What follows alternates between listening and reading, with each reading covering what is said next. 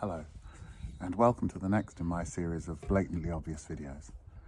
This one concerns an article a colleague of mine sent to me which said that you cannot teach a dog not to do something. You can teach a dog to do something, but you can't teach it not to.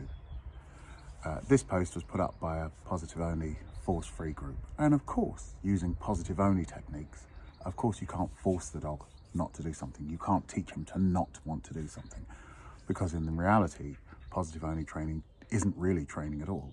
It's just a way of distracting the dog from something and hoping that it chooses the distraction.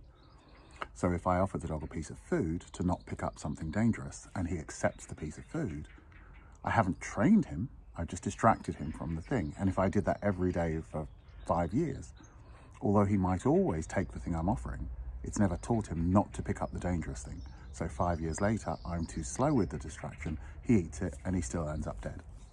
The owner is frustrated then because they think, why did he do that? I've been doing this for 5 years. Well, because you never taught him he couldn't pick up that thing. You just distracted him. And as soon as the distraction doesn't work, the dog goes back to that behavior because he never really left it. But of course, you can teach a dog to not do something.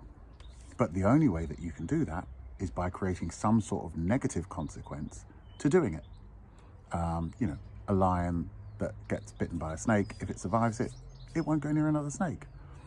A porcupine is very able to teach a prey animal that it really shouldn't go for it again.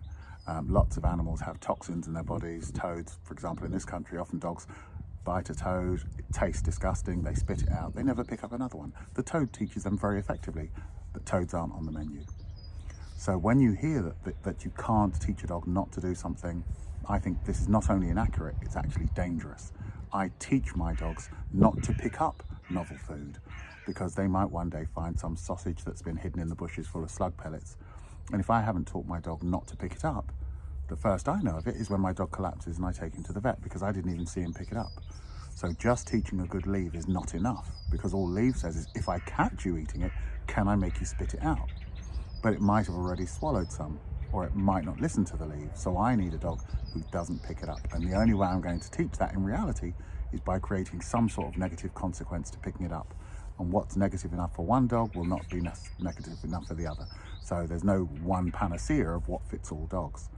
But I teach all of my dogs the benefits of doing what I want. I am a positive reinforcement, reward-based trainer, but I'm not reward only. So I also, if I want to keep my dogs safe, have to teach him the consequences of not picking up stuff.